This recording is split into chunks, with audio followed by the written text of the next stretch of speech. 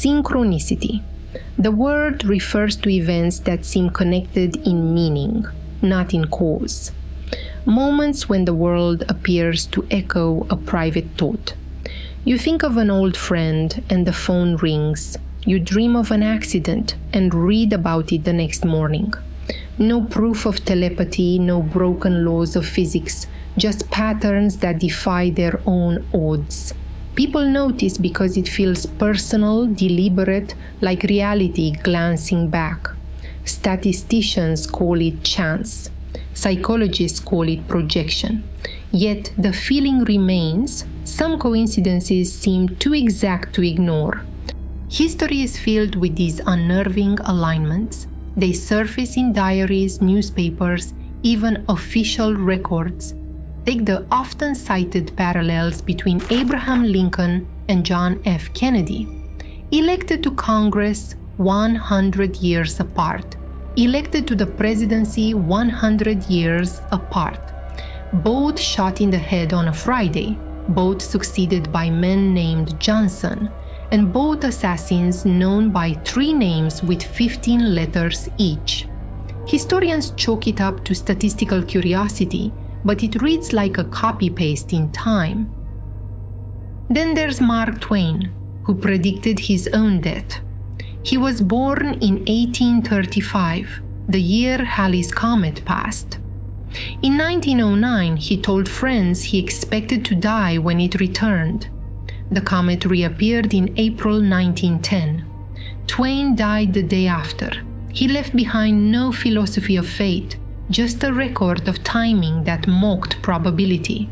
Or consider Carl Jung's patient, the story that started it all.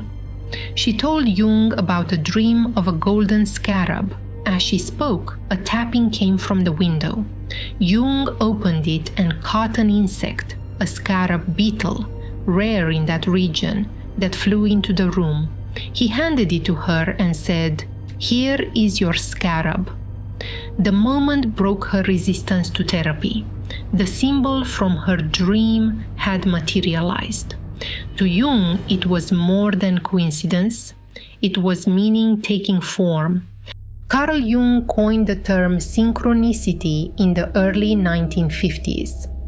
At the time, psychology was split between Freud's deterministic view and the rise of experimental science. Jung stood in the middle, studying the psyche like an archaeologist of the mind.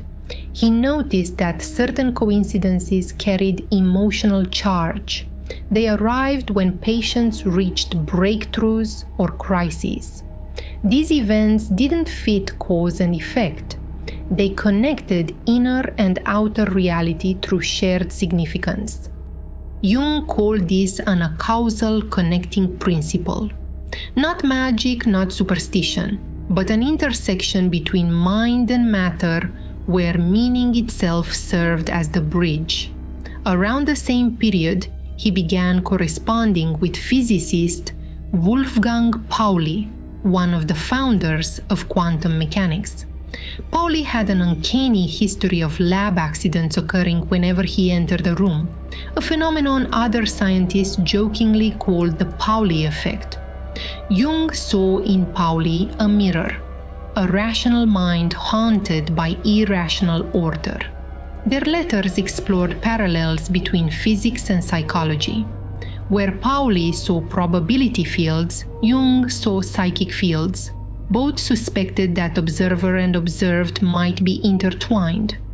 Their collaboration led Jung to suggest that synchronicity might operate like gravity, not a force, but a pattern that reveals hidden structure. In 1952, he published his essay Synchronicity, an acausal connecting principle.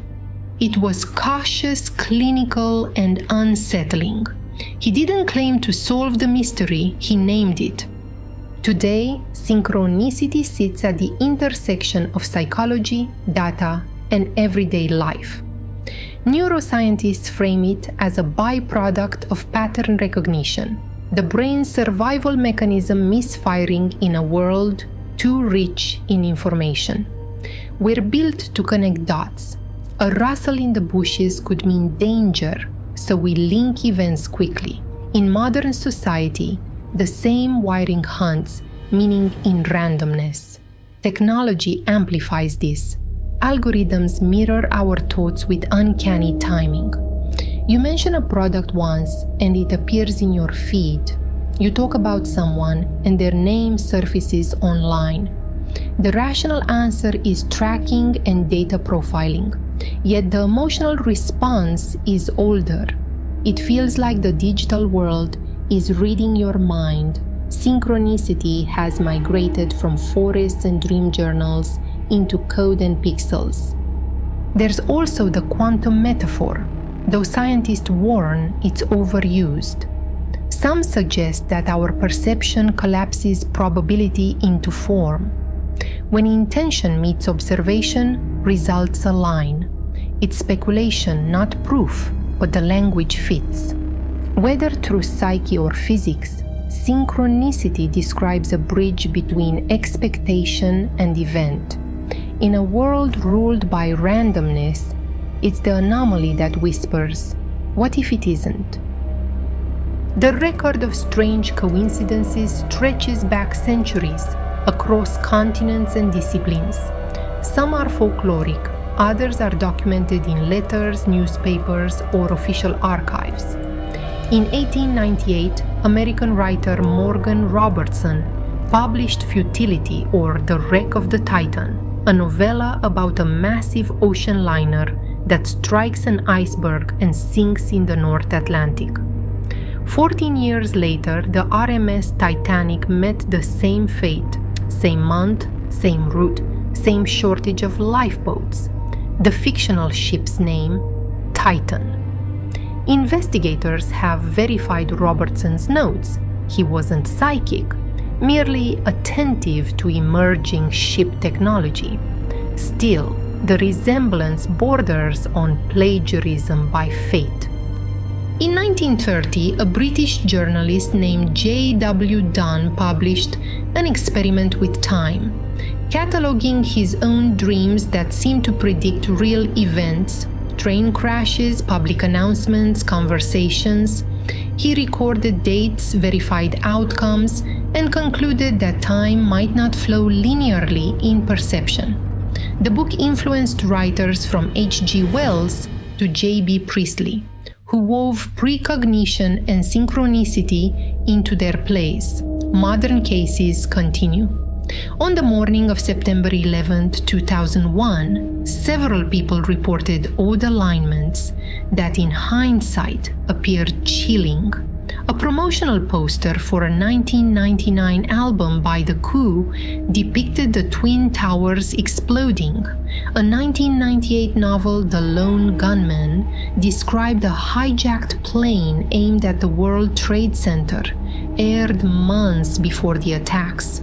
Coincidence, of course, but when patterns rhyme with tragedy, they stain memory more deeply. Even social media feeds echo the same phenomenon. In 2014, a Reddit user posted about narrowly escaping a car accident, only to be replied to by someone with the same story, same street, same timestamp. It turned out they were describing the same incident from 2 cars apart. They met online before they met in real life. Statisticians can fit probability curves to each case. Yet when these stories pile up across eras, languages, and technologies, the odds begin to look less like chance and more like choreography. Another case. In 2019, a man searching online for the meaning of déjà vu stumbled upon an article quoting his own comment from 5 years earlier. One he'd forgotten he wrote. The loop was digital, but the impact was psychological. He'd become the witness and the source of the same coincidence. Scientists studying déjà vu now map it as a neurological misfire. The brain's familiarity circuit activates prematurely, tagging a new experience as remembered. But the subjective experience, "I have been here before," mirrors the same eerie recognition that synchronicity provokes. It's the mind catching up to an event it feels it already uttered. The entertainment industry has capitalized on this fascination. Films like The Matrix, Arrival, and Donnie Darko build entire plots around the collapse of coincidence into design. Viewers resonate because the sensation is familiar. Reality occasionally behaves like a script that's aware of itself. Even artificial intelligence contributes new wrinkles. In 2022, a machine learning system analyzing Twitter activity predicted the death of a public figure hours before it was announced, purely from data patterns, an algorithmic premonition. Statistically sound, emotionally disturbing. When machines begin echoing the rhythms of intuition, synchronicity enters code. Researchers at the University of Geneva found that people who frequently experience synchronicity report higher levels of openness and creativity, but also higher anxiety. The trait isn't delusion, it's sensitivity to association, pattern recognition that's turned up too high. The line between insight and paranoia, they noted, is thin, distinguished mostly by whether the coincidences inspire action or fear. Still, certain stories resist reduction. In 2007, a British woman named Deborah Morgan won 2 separate lottery draws using the same numbers, one national, one local, within the same week. Statistically possible, yes, but the odds were 283 billion to 1. She shrugged it off. Maybe I was meant to notice. Statisticians reply that given enough people and enough draws, someone had to be that lucky.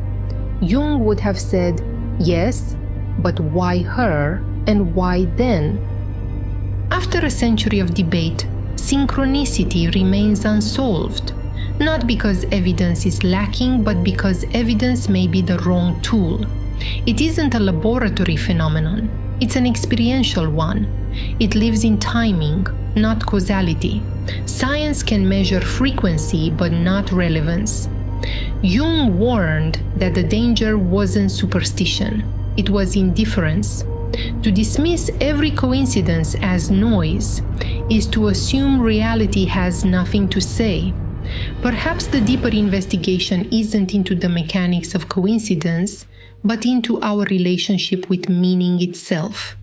Now let me share with you my own experience with synchronicity. I first heard the word synchronicity years ago, but I didn't pay attention. It sounded like one of those clever words people throw around when they want to sound deep. Coincidences, right? Just random luck or statistical noise. That's what I thought, until I started noticing patterns that were too precise, too personal, too intimate with my private thoughts to be pure chance. The first time it happened, I shrugged it off.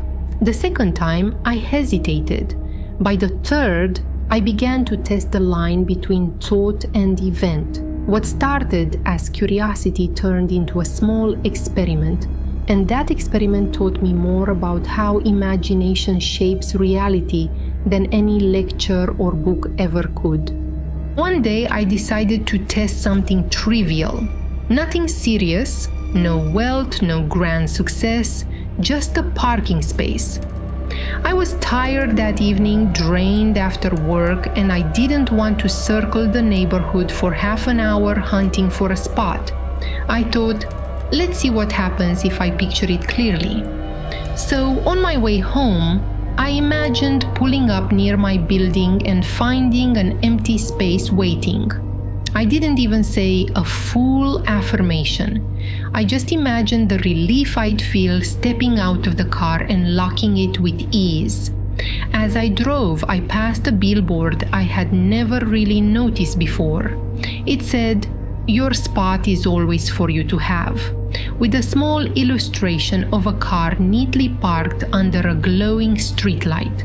I laughed out loud. It was too on the nose, and yes, when I reached my street, there was an empty spot right next to my building gate. I parked, got out, and stood there for a moment in the soft street light, half amused, half unnerved. That tiny experiment planted the first seed of trust. The next example. On my morning commute, I thought about how long it had been since I'd read The Game of Life and How to Play It by Florence Scovel Shinn. I wanted to revisit it.